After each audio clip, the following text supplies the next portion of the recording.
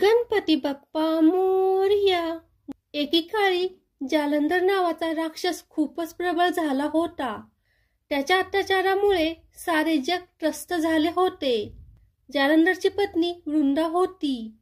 ती अत्यंत पतिव्रता स्त्री होती. त्यामुळे जालंधरला परास्त करणे ही खूपच अशक्य गोष्ट होती.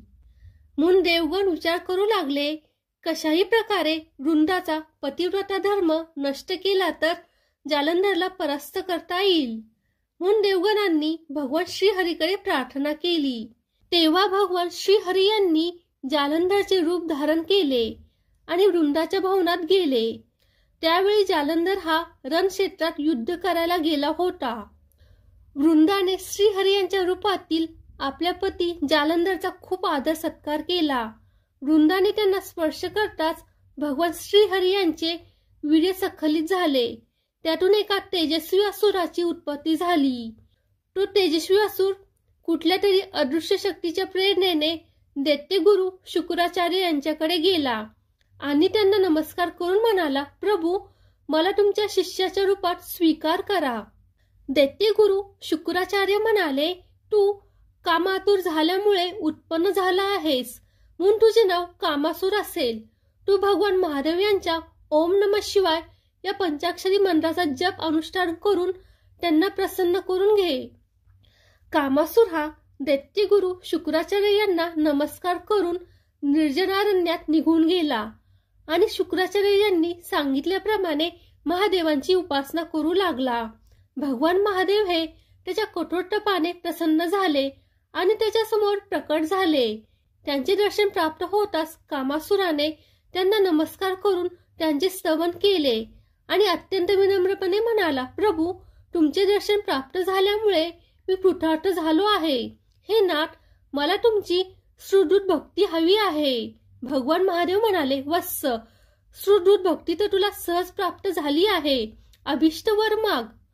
कामासुर अत्यंत हर्षित होऊन म्हणाला, प्रभू, मला सर्व ब्रह्मांड माझ्या अधीन करायचे आहे. म्हणून मला असा वर द्या की ज्यामुळे मी त्रिलोक अधिपती बनेल आणि मृत्यूला सुद्धा जिंकू शकेल आणि मला कुणाची भीती विचलित करता कामा नये. भगवान महादेव म्हणाले, असुर, तू जे मागत आहे ते देवांना मिळणे सुद्धा दुर्लभ आहे. तरी मी तुला वर देतो की तुझे अभिष्ट पूर्ण होईल. आणि भगवान महादेव हे अंतर्धान पावले. मग कामासुर हा आपल्या स्थानी परतला आणि वर प्राप्तीचा वृत्तांत सांगितला. दैत्यगुरु शुक्राचार्य यांनी त्याला दैत्येश्वर हे पद देऊन प्रतिष्ठित केले आणि त्याचा विवाह महिषासुराची पुत्री कृष्णाबरोबर केला.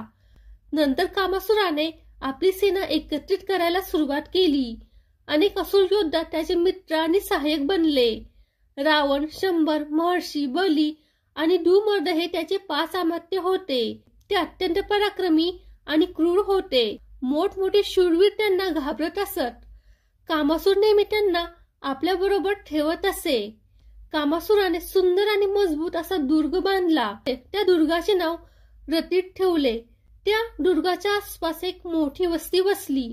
या वस्तीला सर्व प्रकारची साधन सामग्री उपलब्ध व्हावी म्हणून त्याने बाजारपेठ वसवली. पुढे कामासुराने या नगरीला राजधानी बनविले. सर्व काही व्यवस्थित झाल्यावर त्याने राजविस्तार करण्यास आरंभ केला. पृथ्वी, स्वर्ग, पाताळ लोकांवर आपला अधिकार प्रस्थापित केला. त्याच्या निर्वंश शासन काळात धर्माचा सर्वत्र लोप झाला. असत्य, चोरी, छळ, कपट, अपहरण आदी गोष्टीत वाढ झाली. उपस्थित झालेल्या या आपत्तीतून सुटका मिळवण्यासाठी देवतांनी एक गुप्त ठिकाणी मीटिंग बोलावली. तेव्हा तिथे देशाटन करत महर्षी मुद्गल आले होते. देवतांनी त्यांचे अर्घ आणि पाद्य आदी पूजन केले आणि म्हणाले, प्रभू, आम्ही खूप दुःखी आहोत. प्लीज आम्हाला कामासुराच्या संहाराचा काही उपाय सांगा. महर्षी मुद्गल यांनी थोडा वेळ विचार केला आणि म्हणाले, देवगण, तुम्ही सिद्धक्षेत्र मयूरेश येथे जा. तेथे जाऊन भगवान गणेश यांना प्रसन्न करण्यासाठी तपस्या करा. ते तुमचे संकट अवश्य दूर करतील. तेव्हा महर्षी मुद्गल यांनी सांगितल्याप्रमाणे भगवान गणेश यांचे पूजन केले. त्यांच्या उपासनेने मयूरवाहन गणराज यांनी प्रसन्न होऊन दर्शन दिले आणि म्हणाले, देवतांनो, घाबरू नका. मी कामासुराला पराजित करून तुमचे अभिष्ट पूर्ण करेल. ही न्यूज जेव्हा कामासुराला कळाली तेव्हा तो क्रोधित झाला. त्याने लगेच दैत्यसेना घेऊन देवता आणि मुनींवर आक्रमण केले. त्याच्या भीषण प्रहाराने सर्व देवगण व्याकुळ झाले आणि ते भगवान मयुरेश्वर विकट यांना हाक मारू लागले.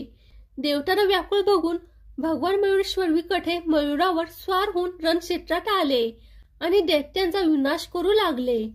हे बघून कामासुर हा भगवान मयुरेश्वर विकट यांच्या समोर जाऊन म्हणाला, अरे मूर्खा, तू येथे जीव गमवायला का आला आहेस? लवकरात लवकर माझ्या नजरेपासून दूर हो, नाहीतर आज तुझं काही खरं नाही. भगवान मयुरेश्वर विकट म्हणाले, दैत्यराज, आतापर्यंत तू अधर्म केला आहेस, पण आता करू देणार नाही. मी अधर्म आणि अधर्मी यांना उच्छेद करणारा आणि धर्म संस्थापक आहे.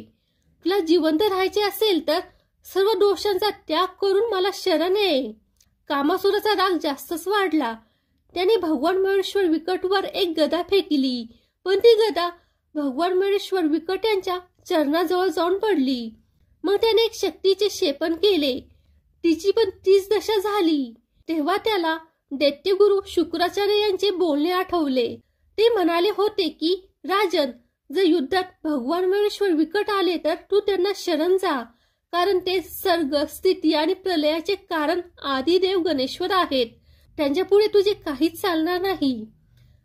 कामासुराने लगेच भगवान मयुरेश्वर विकट यांचे पाय पकडले आणि त्याने केलेल्या अपराधाबद्दल क्षमा मागितली. भगवान मयुरेश्वर विकट यांनी सुद्धा त्याच्यावर कृपा केली आणि आपली भक्ती प्रदान केली. तर फ्रेंड्स, हा व्हिडिओ जर तुम्हाला आवडला असेल तर व्हिडिओला लाईक करा आणि फोटोग्राफी इज माय पॅशन या YouTube चॅनलला सबस्क्राईब करा. धन्यवाद.